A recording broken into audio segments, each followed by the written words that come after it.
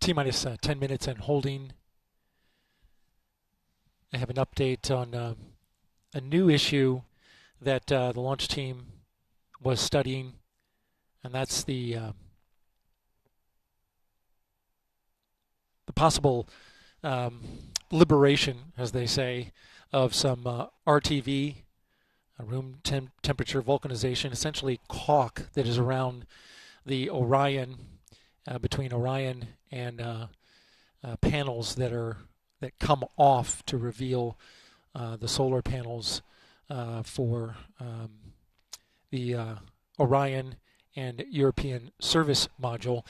The problem is essentially this: the caulk has a sensor in it, and it through camera inspections of the rocket, they have been able to determine that it is loose and could potentially come off.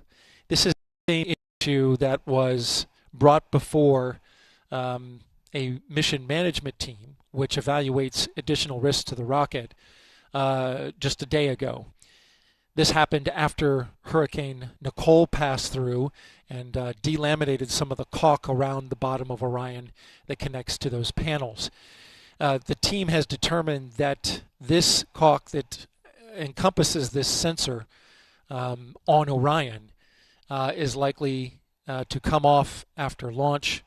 And so the engineering team went and did a full analysis on what that debris trajectory could be once it comes off, and they evaluated that it falls within the same amount of risk that was evaluated by the mission management team a day ago. And so with no additional risk, that constraint has been removed. The engineers going on further to say that the RTV, as was discussed a day ago, is a loose and pliable material that is unlikely to cause a higher risk due to damage. They say it's likely to hit the LVSA, which is the adapter, the cone-shaped adapter that meets Orion and comes down, and the ICPS, and then comes down to the core stage. It is a rigid structure that would be able to withstand the impact of that RTV. So that constraint was just removed after discussion between engineers and the NASA test director, launch director, and mission management chair Mike Serafin. And so now we continue on. We are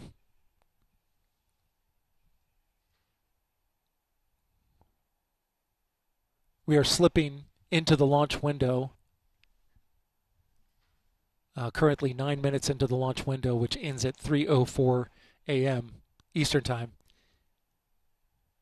The team is currently evaluating the work they have left to do and how much time it will take them to complete it before they can start polling for go.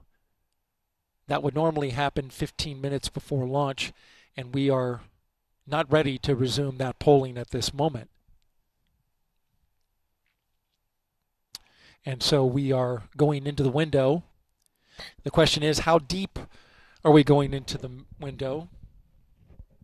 A rough calculation of the work, and this is a rough calculation, just for the benefit of those who are watching and those who are here to watch the launch, is no earlier than 1:45 a.m. That again is a rough estimation.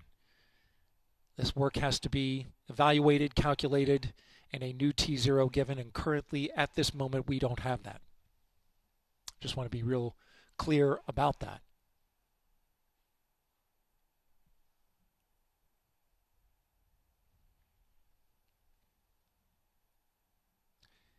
The issue with the range and their radar asset, that has been fixed, and we are awaiting verification of their testing,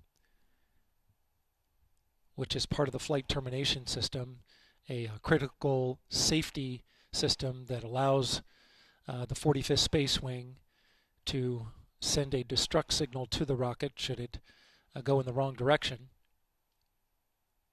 That test has not happened, and although the rocket is fully tanked, both core stage and upper stage, there's still some work to do to get it completely configured and ready to go. That's the latest. This is Artemis Launch Control.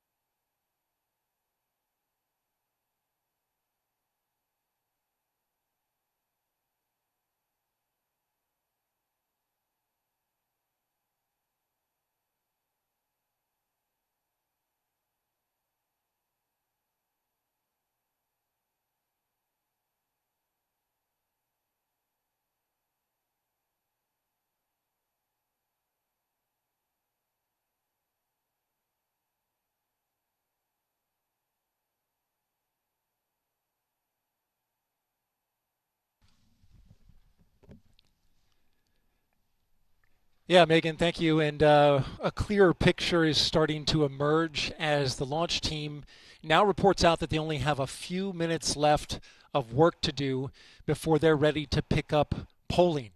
And we're also hearing that some of that polling, which kicks off with the mission management team, is also now just about 3.5 minutes away. Now, we are currently still in that hold. But the launch team, NASA's test director, is continuing to move the team forward. We've wrapped up work on the upper stage and the lower stage. You're looking now live inside Firing Room 1, where Launch Director Charlie Blackwell Thompson is overseeing her launch team. We've had a number of delays that have put us off the T0, but we are starting to track to a T0 close around a quarter till, top of the hour. But we do need to have some polling that takes place. I'm pausing now because I'm listening in to the teams as they communicate.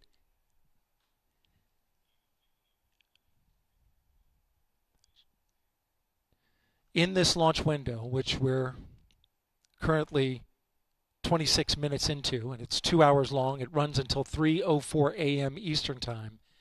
We have what's called 40 cutouts. And in those cutouts, they range from about a second to about a minute. These are times where they can't launch. These cutouts must be accounted for when determining a new T0.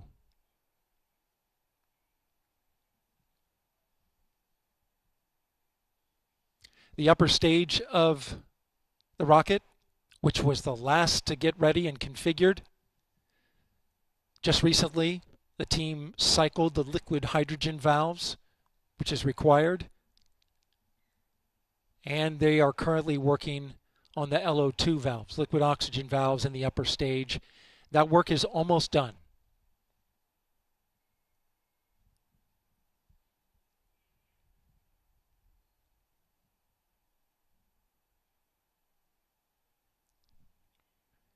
We are now a minute and a half away from the poll of the mission management team, which is several minutes before T minus 15 minutes.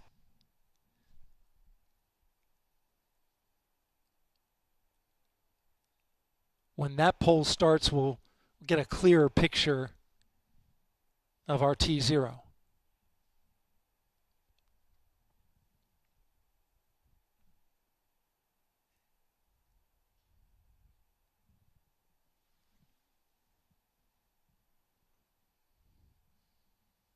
NASA's test director has informed the launch team to all switch to a common communication channel. It's called 230, 232. And what this means is that the entire launch team is now on one channel, and all future communication will happen there, whereas there are many channels. Now they reduce it down to one.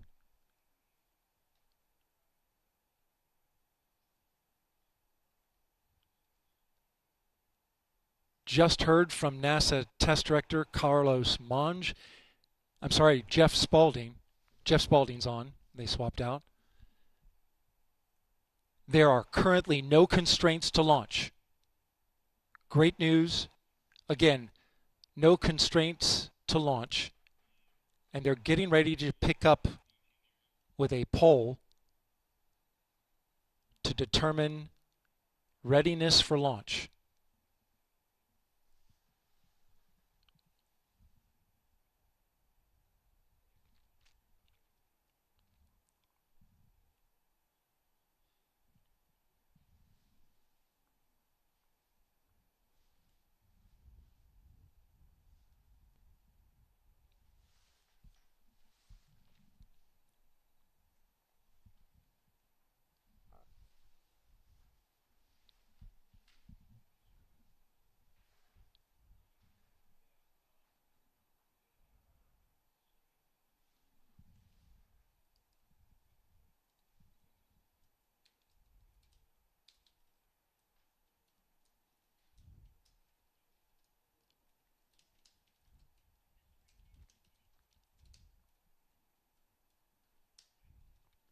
Okay, NASA Test Director Jeff Spaulding getting ready to conduct the readiness poll, so we are getting close.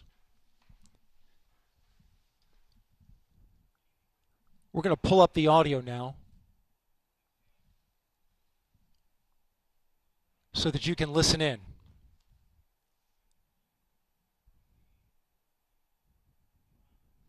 Rockets go. All right, copy all. And Launch Director NTD, our launch team is ready to proceed at this time. I copy all NTD. At this time, I will proceed with my poll. And attention on 232, this is the Launch Director performing the final poll for launch. Verify no constraints and go for launch. EGS Program Chief Engineer. EGS Program Chief Engineer verifies that the EGS, SLS, and Orion Program Chief Engineers have no constraints and are go for launch. Copy, Greg. Thank you. EGS Chief Safety Officer. The EGS CSO verifies the SLS, Orion, EGSOs have no constraints and are go for launch. Copy, John. Thank you. Range Weather. Weather has no constraints and weather is go for launch. Copy, LWO. And Mission Manager.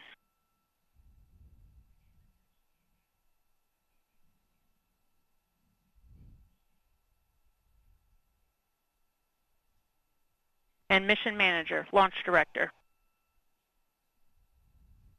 Launch Director, Mission Manager on 232.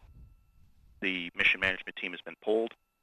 You have a go to proceed with terminal count and launch of Artemis 1. I copy all. Thank you. And NTD, Launch Director. Go ahead, Launch Director. Yes, sir. On behalf of all the men and women across our great nation who have worked to bring this hardware together to make this day possible, and for the Artemis generation, this is for you. At this time, I give you a go to resume count and launch Artemis 1. Copy, Launch Director, and thank you. All right, we do have a couple of steps to configure, and then we will be ready to resume the clock. CVSE, NTD. CBSC here.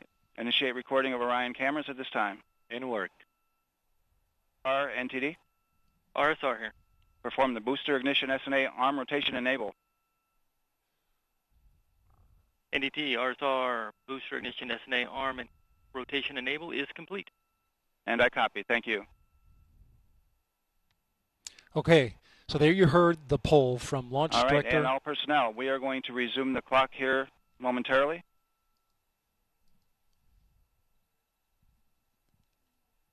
Getting ready to get that new T0 time.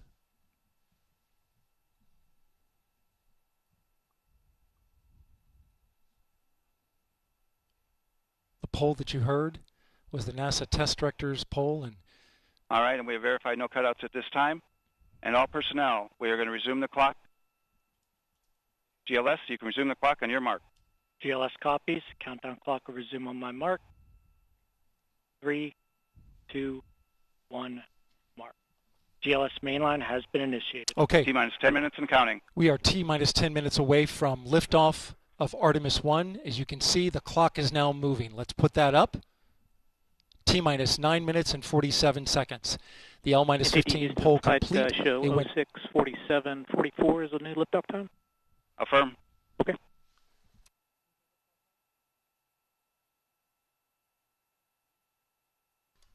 Oh 01:47:44, 1:47 a.m. Eastern Time and 44 seconds.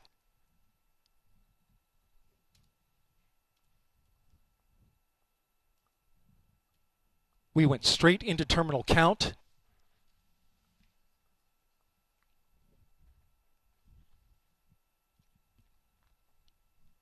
Liftoff now 9 minutes away. So terminal count. Control has been given over to the GLS, the Ground Launch Sequencer, a computer and software that is doing all of the commanding and monitoring of the Space Launch System.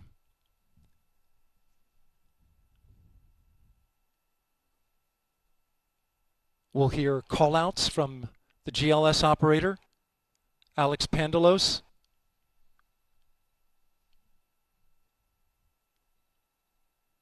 as well as NASA Test Director Jeff Spaulding. GLS is pre-tensioning the umbilicals at this very moment. You can see them as they run down the rocket. That's getting them ready to detach. At liftoff, those arms will swing away. We'll let go of the rocket in a clockwise direction.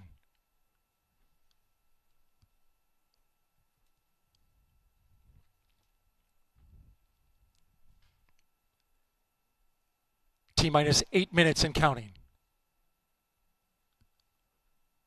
The GLS is performing up to 100 commands per second, including configuring ground systems for power transfer to the rocket. GLS is turning on cameras, recording video inside and outside the crew module to collect data for engineers. Purging the aft skirt booster with high flow nitrogen. Clear out any hydrogen gas that may be there.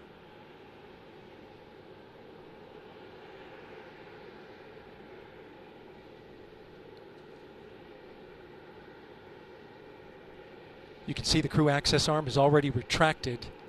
When there is crew during Artemis 2, it would happen at T-minus 6 minutes. But out of abundance of caution, they went ahead and retracted the arm well ahead of liftoff. Want to point your attention to the base of the mobile launcher. If something wasn't done to reduce the power from the pressure caused by the rocket's ignition and thunderous sound, it could damage the rocket. So the ignition overpressure and sound suppression system will flood the mobile launcher with water. You'll see that sequence start at T-minus 17 seconds. Now coming up in less than 30 seconds, the ground launch sequencer will start bringing the high energy systems online, starting with core stage pressurization.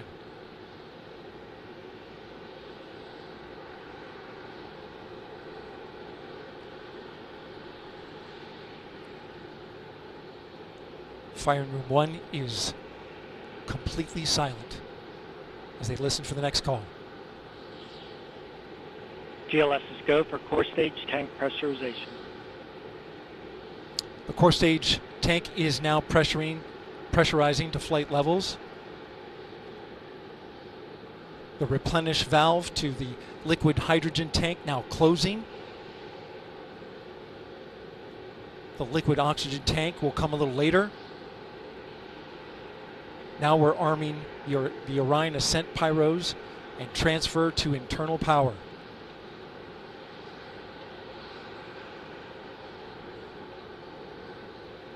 The launch abort system, or LAS jettison motor, is now armed. On this flight, the abort motor is inactive because there is no crew on board.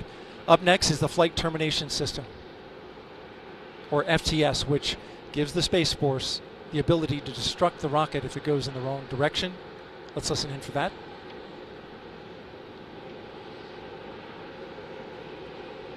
GLS is go for FTS arm. The flight termination system is now armed. Coming up at 4 minutes and 40 seconds, a big moment. This is where the RS-25 engines and their bleed go to high flow. It's been a little tricky to dial in.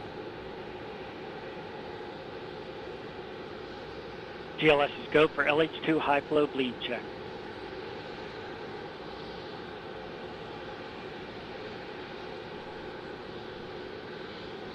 Good word, we've passed that. The cryo team got the LH2 engine bleed pressure loop dialed in. They are now at the right temperature for launch. Countdown continues. T-minus 4 minutes, 15 seconds. Up next, GLS fires up the CAPUs. Those are high-speed turbines which provide pressure to hydraulic pumps that steer the RS-25s. Stands for Core Stage Auxiliary Power Unit Start. GLS is go for core stage APU start. That now leads to the thrust vector control test at T-minus 2 minutes and 30 seconds. That can proceed now, and we will see the engines gimbal at the bottom of the core stage.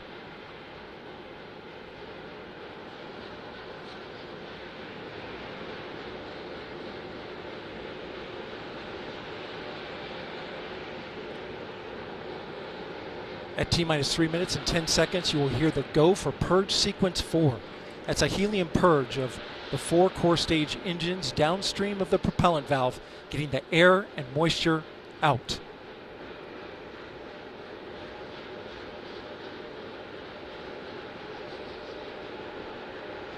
GLS is go for purge sequence 4. And in just a few seconds, GLS will close the core stage LOX vent, liquid oxygen. The white vapor cloud caused from the super cold gaseous oxygen condensing the water in the atmosphere will disappear. You see it coming out there now. And there it goes, it's closed. LOX vent closed, pressure rising in the core stage LOX tank to flight levels. Coming up in 15 seconds, look for that thrust vector control actuator test. Engines will gimbal.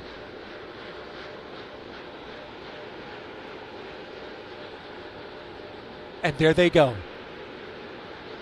The 4 core stage RS-25 engines gimbaling around, testing the ability to steer the rocket into space.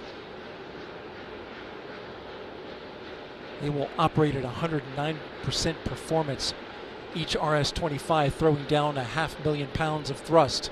All 4, 2 million pounds. Altogether with the boosters, 8.8 million pounds of thrust. GLS is go for upper stage to internal power. Now the upper stage has gone to internal power. So power is removed from the rocket's upper stage, the ICPS, and it's been switched to battery power. The same milestone is coming up for the core stage at T-minus 1 minute and 30 seconds.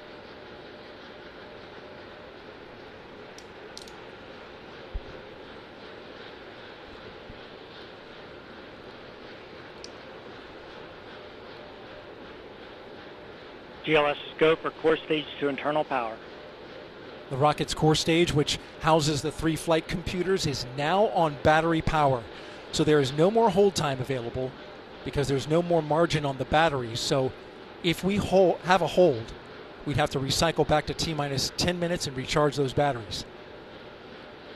The count continues. A note now, shortly after liftoff. 1 minute. Shortly after liftoff, Mission Control Houston will take control of the rocket, and my colleague, Leah Cheshire, will take over commentary. T-minus 50 seconds and counting. Coming up at T-minus 33 seconds, the GLS will hand off control to the ALS. This is the autonomous launch sequencer. On board the rocket, it will take over command and control of the rocket. But the ALS will check, make sure there's no holds coming from the ground up until T-minus 2 seconds. GLS, go for ALS. And we are go for ALS. The Space Launch System is now counting down to liftoff of Orion on its maiden voyage to the moon.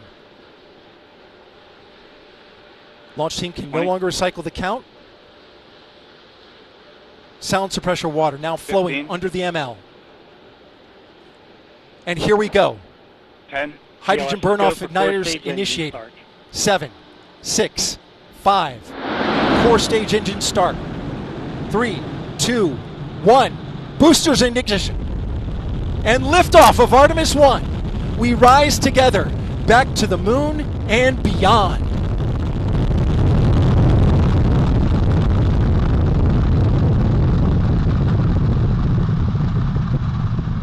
Engines on the core stage and 2 solid rocket boosters now propelling the vehicle at 128 miles per hour. Hearing good control on the roll from teams in Mission Control Houston. All good calls so far. Now 30 seconds into the flight of Artemis 1. First milestone will be for the vehicle to pass through max Q at about 1 minute and 9 seconds into launch. This is the greatest period of atmospheric force on the rocket.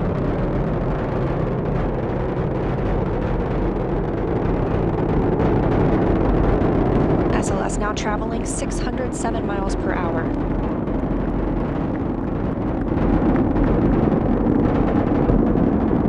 You're looking at 8.8 million pounds of maximum thrust. Quiet here in the loops in Mission Control.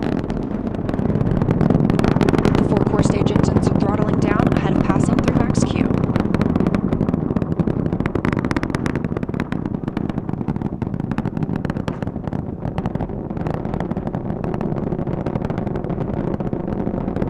Now 1 minute, 21 seconds into the flight, traveling at 1,420 miles per hour. 4 core stage engines are back at maximum thrust. The next major milestone will be for the solid rocket boosters to cut off and jettison at about 2 minutes and 11 seconds into the flight, so about 30 seconds from now. Again, quiet here in Mission Control Houston as teams continue monitoring the flight of Artemis 1. We're now 16 miles downrange from the launch pad at Kennedy Space Center, traveling over 2,800 miles per hour.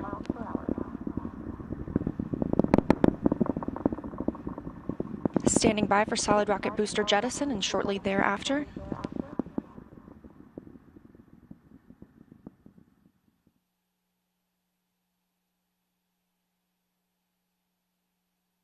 Confirmation that the solid rocket boosters have separated, these 177-foot boosters.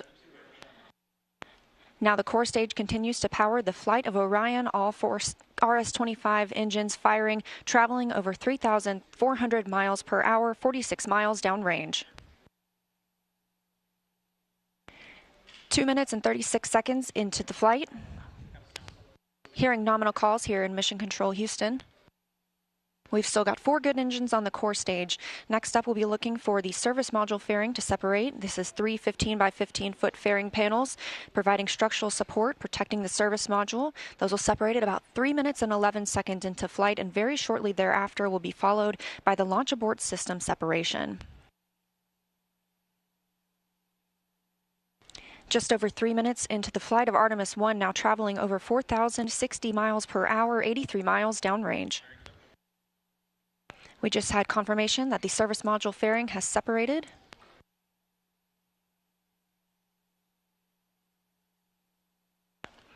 And that the launch abort system pyros have fired, separating those from Orion as well.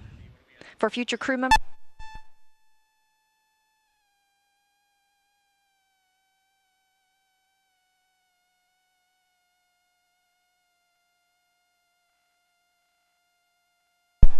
we just heard the call for 3 engine press, meaning if SLS were to lose an engine at this point in the mission, we could still achieve a nominal mission. We would just have an extended main engine cutoff time. However, we still have 4 good engines, all at maximum thrust right now, powering the first flight of Artemis at 5,200 miles per hour, 148 miles downrange.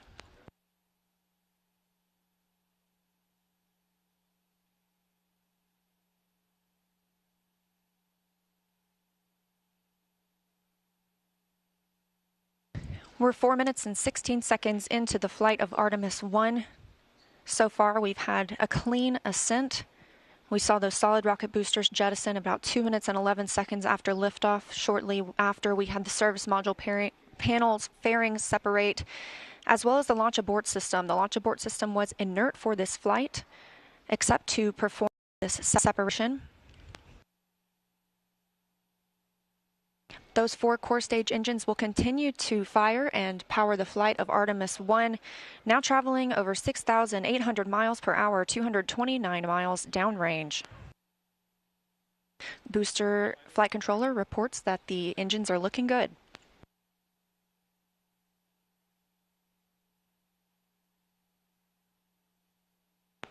Our core stage main engine cutoff time is about 8 minutes and 3 seconds. We are now 5 minutes and 11 seconds into the flight, 7,656 miles per hour. Again, 4 good core stage engines, those 4 RS-25 engines. The last time those core stage engines flew, they were taking space shuttles to orbit, and now with upgraded capabilities, they're launching the future of human spaceflight.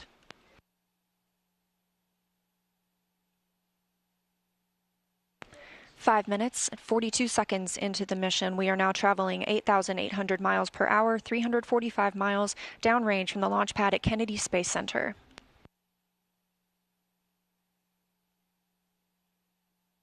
Again, we are anticipating core stage main engine cutoff at about 8 minutes and 3 seconds. And about 10 seconds later, we'll see core stage separation, at which point Orion and the interim cryogenic propulsion stage will be flying free. Now traveling over 10,000 miles per hour, 6 minutes and 15 seconds into the flight of Artemis 1, 427 miles downrange. Quiet here on the loops in Mission Control Houston. Teams continue to monitor this first flight.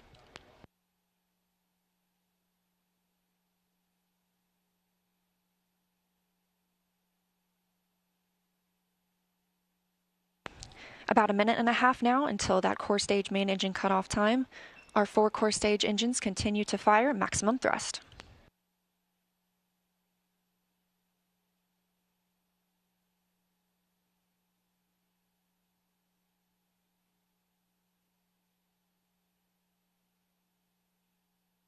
Coming up on 7 minutes since launch today, now traveling over 12,800 miles per hour, 563 miles downrange.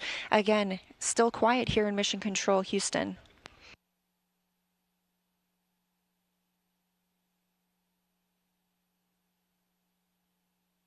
As we prepare for main engine cutoff, the 4 RS-25 engines are beginning to throttle down.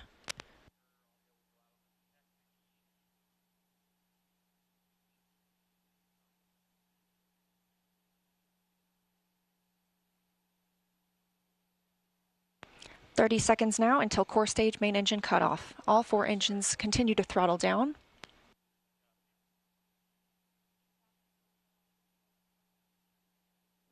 Now 7 minutes 45 seconds into the flight, traveling over 16,000 miles per hour. Continuing to hear good calls here in Mission Control, Houston. We're standing by for core stage main engine cutoff.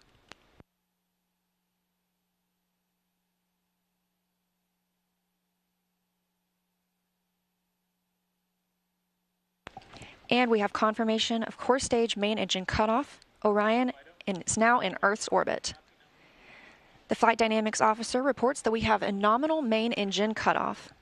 And we just heard the call for core stage separation. That means Orion and the interim cryogenic propulsion stage are now flying free from the core stage of the Space Launch System.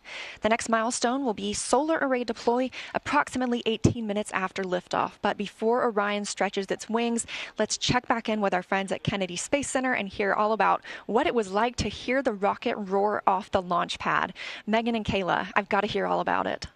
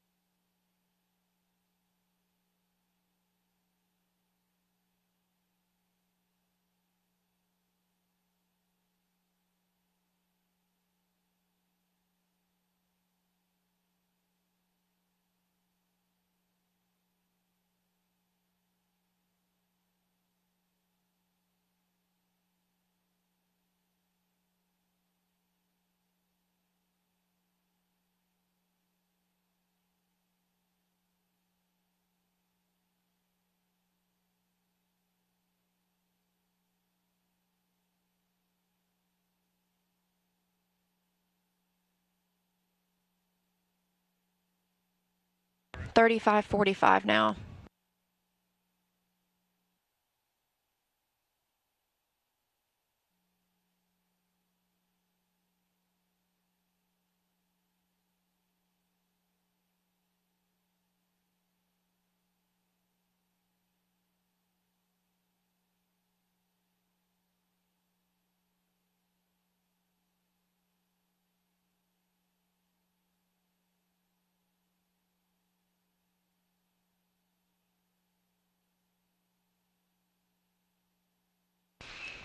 Thanks, Megan. And yes, we're here in Mission Control Houston, still monitoring the Artemis 1 mission and the first flight of Orion atop the Space Launch System. So far, we saw successful liftoff at 1:47 a.m. Eastern Time, all the way through separation from the core stage. We now have Orion and the interim cryogenic propulsion stage flying free.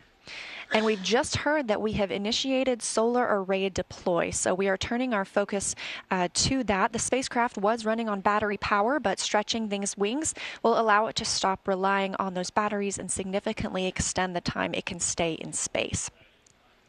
So solar array deploy takes about 12 minutes. We have 4 solar arrays that we need to deploy and latch. These will provide power to the spacecraft on its journey to distant retrograde orbit and all the way back to Earth. Once these are properly configured, again, Orion will no longer need to rely solely on battery power. And we expect this to be done about 30 minutes after liftoff. Right now, we're 19 minutes since liftoff today. Orion is now traveling 17,175 miles per hour. We're continuing to hear good calls here in Mission Control Houston from the flight controllers monitoring the mission. A little bit about these solar arrays as we wait. Again, we heard the call that the deploy has been initiated. We'll hear a little bit more about that once they start to unfold. These 4 solar arrays generate 11 kilowatts of power, which is enough electricity to power 2 3-bedroom houses, and they have a wingspan of 63 feet. Just one of these 6.5 by 6.5 foot panels has 1,250 solar cells. So you're looking at a total of 15,000 solar cells. Now, we just heard the call that all 4 solar arrays have been released. So we initially heard the initiation call. That command had been sent. Now those 4 solar arrays are released. Again, this is about a 12-minute process. The solar arrays will deploy straight, and you're getting a live view right now. This is really exciting. They'll eventually be swept back against the vehicle prior to translunar injection burn to prevent any loads from breaking or damaging the arrays.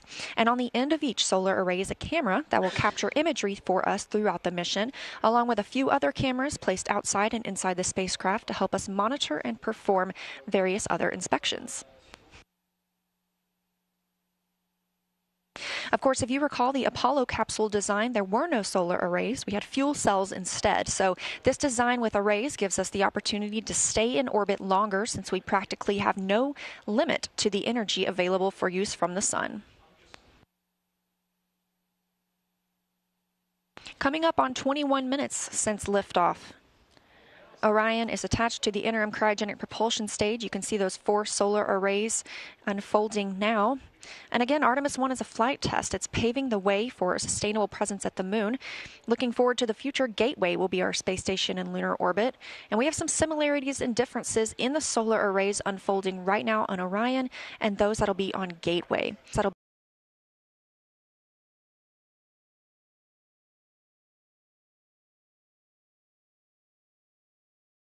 7 kilowatts of power. The 2 rollout solar arrays, or ROSAs, on Gateway will generate 60 kilowatts of power.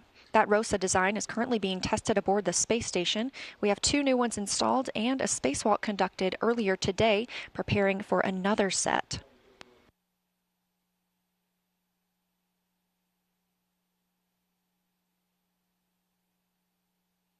Coming up on 22 minutes since liftoff today, Orion and the interim cryogenic propulsion stage traveling over 16,800 miles per hour.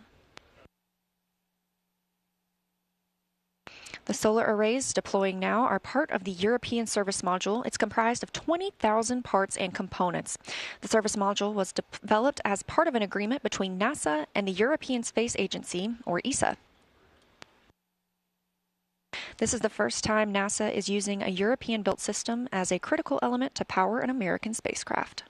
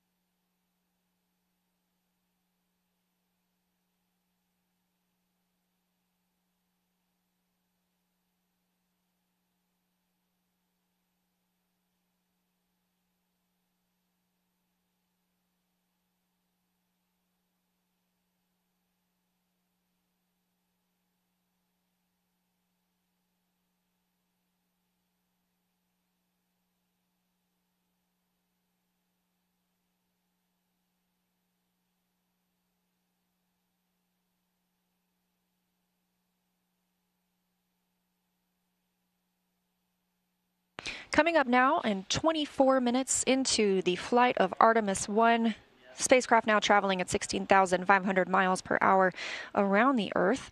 We are in solar array deploy, and we have confirmation all 4 arrays are deployed.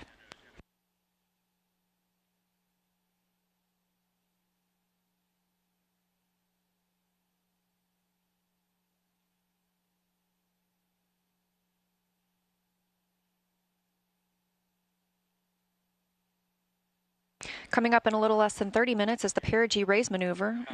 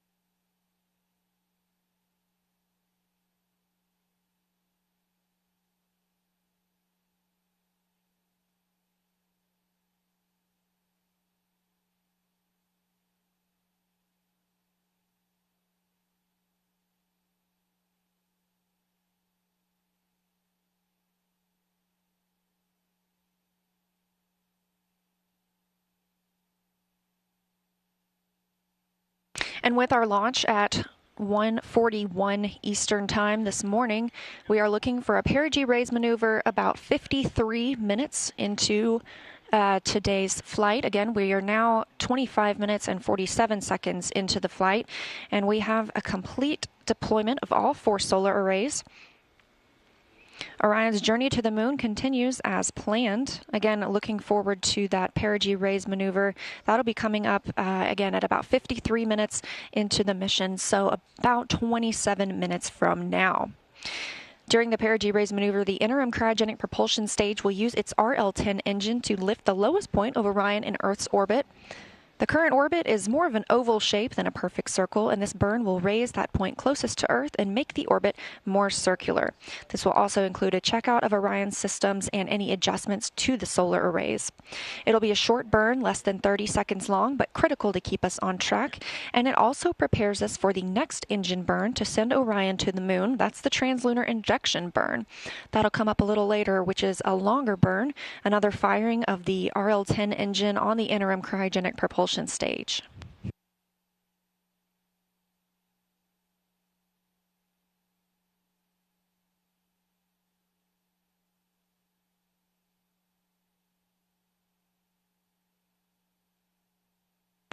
We caught a glimpse there of those solar arrays, and with all 4 solar arrays properly deployed, Orion's journey to the moon continues, and we've got more operational updates coming up shortly, but for now, I'm going to toss it back to Megan and Kayla at Kennedy.